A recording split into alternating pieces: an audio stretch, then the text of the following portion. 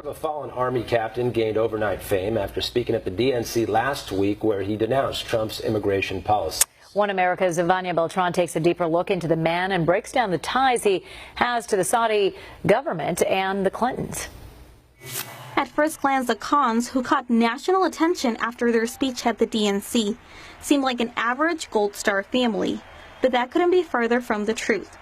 In what appears to be an effort by Hillary Clinton to sway minority voters, Qasir Khan was chosen to speak because his son was killed while serving in Iraq in 2004. However, Khan barely mentioned his son and instead spent most of his time criticizing Trump. Donald Trump, you're asking Americans to trust you with their future. Let me ask you, have you even read the United States Constitution? I will gladly lend you my copy. That's Khan criticizing Trump's alleged anti-immigration policy, but Khan is far from an average immigrant, as he has deep ties to the government of Saudi Arabia, Muslim immigration, and even the Clintons themselves. His law firm, KM Khan Law Office, specializes in visa programs accused of selling U.S. citizenships. According to the firm's website, he works to help clients with the E2 and EB5 programs that let overseas investors buy into U.S. companies and also provides green cards for family members. The EB5 program is marred in controversy, as it is said to be one of the most abused visa categories and is a legal loophole allowing immigrants to buy their way into the U.S. Khan also previously worked for Hogan Lovells LLP, a D.C.-based law firm representing the government of Saudi Arabia in the U.S., and is also in charge of doing the Clintons' taxes. One American News also took a deeper look into Khan and found his history of promoting Sharia law in the U.S., as described in the Journal of Contemporary Issues in Muslim Law, which he co-wrote. And although in the journal he admits the Quran is a book of religious guidance and not an easy reference for legal studies, he declared, quote, "To Muslims, the Quran, being the very word of God, is the absolute authority from which springs the very conception of legality and every legal obligation." But it doesn't stop there. The publication also sheds some light on Khan's connection to the Muslim Brotherhood, as he cites Saeed Ramadan, a prominent member of the radical group.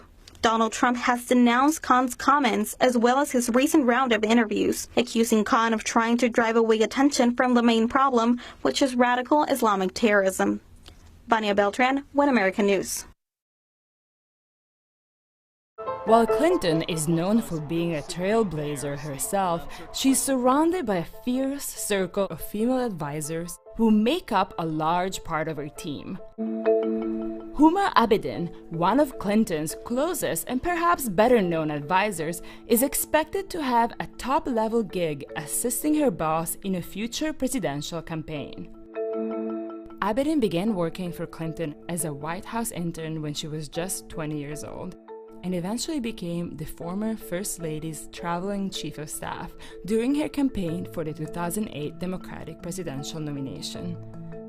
When Clinton became Secretary of State, Abedin served as a top aide, traveling with Clinton across the world. Recently, Michelle Bachmann heroically sounded the alarm that U.S. Secretary of State Hillary Clinton's chief aide, Huma Abedin, has known and documented family ties to al-Qaeda. Huma Abedin's brother, Hassan Abedin, is a fellow at the Oxford Center for Islamic Studies, or the OCIS. Its chairman of the board, get this, is clearly documented as none other than the infamous al-Qaeda godfather, Abdullah Omar Nassif. Oh, and it gets worse. Huma Abedin's mother, Saleha Abedin, is one of 63 leaders of the Muslim Brotherhood offshoot, the Muslim Sisterhood, and she is a close colleague of Egypt's new First Lady, Nahla Mahmoud. Mahmoud is one of the 63 sisterhood leaders, as well as the wife of Mohammed Morsi, who is a leader in the Muslim Brotherhood and newly elected president of Egypt. Moreover, both of Huma's parents, Saleha and Zaid Abedin, now deceased, founded the Institute for Muslim Minority Affairs. with the help of none other than al-Qaeda godfather Abdullah Omar Nassif. This means conclusively that Huma Abedin's father, mother, and brother all have or have had very close connections to both the Muslim Brotherhood and al-Qaeda financiers. More on the Clinton Foundation. The New York Post broke a bombshell story that one of Hillary Clinton's top aides, Huma Abedin, worked at a radical Muslim journal for 12 years. Some of those years covered the same time while she was working at the White House as an intern for then First Lady Hillary Clinton. Well, I think it's the Abedin family has got ties that go to the Muslim Brotherhood and a whole bunch of radical organizations. And the point with the Clintons is that throughout their life, they've created this amoeba-like extension of groups and organizations. And it isn't just ideological. It's also money funneled to the Clintons that goes either to them or to their foundation. So this whole thing needs to be sort of carefully examined by the media. I think the problem for our democracy right now is that so many in the media are covering for the Clintons and covering up for them. And so the necessary kind of hard work of dissecting this, that's not happening. Well, I think in the past in American politics, there have been accusations launched at both political parties that they're too vulnerable to the financial influence of corporations, rich people, people who want something out of government. But never before have we seen foreign governments and foreign entities, and I'm talking about Canadian billionaires who want mineral rights, and the Russian government that wants to buy uranium within the United States, and in this case, Arab countries and Muslim countries that want to influence U.S. policy, Arab countries and Muslim countries that want to influence U.S. policy, Arab countries and Muslim countries that want to influence U.S. policy, and they do so by, in a sense, funneling money through the Clinton Foundation and doing that, buying the influence of then Secretary of State Clinton. Well, with the Clintons, you see, and this has been outlined in press reports and in studies, a kind of three-step maneuver. Bill goes someplace and gives a wildly overcompensated speech. He speaks for 15 minutes and he gets $700,000. Then Hillary modifies American policy in line with what some donor wants, and then tens of millions flow into the Clinton Foundation. So then the Clintons say, well, there's no connection between these three events. They were just coincidental. But when the coincidences occur again and again and again, we are not unjustified in seeing a pattern. All right, Dinesh, I thank you as always. Glad to have you here.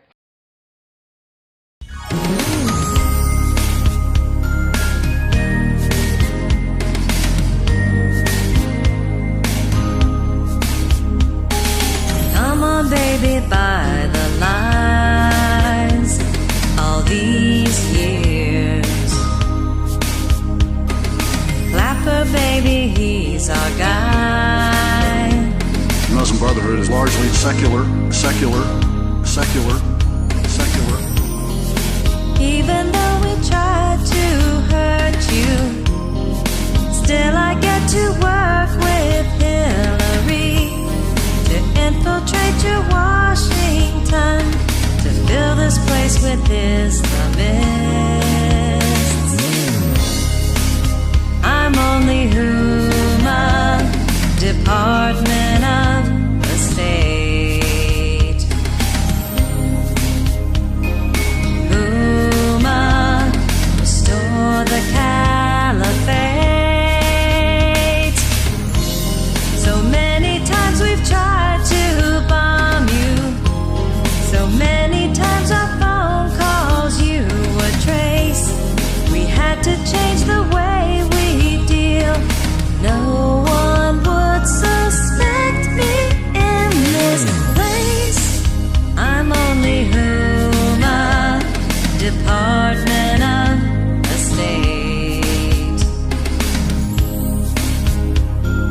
Huma, restore the caliphate, following the plan. Huma.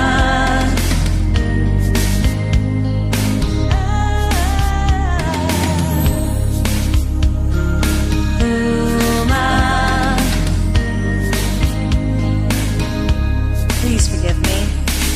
Emails I hide, no proof remains. The Clinton cash checks from Bahrain. I have fooled you. The lapdog media knew. I'm Muslim Sisterhood, and I'm Huma too. I'm only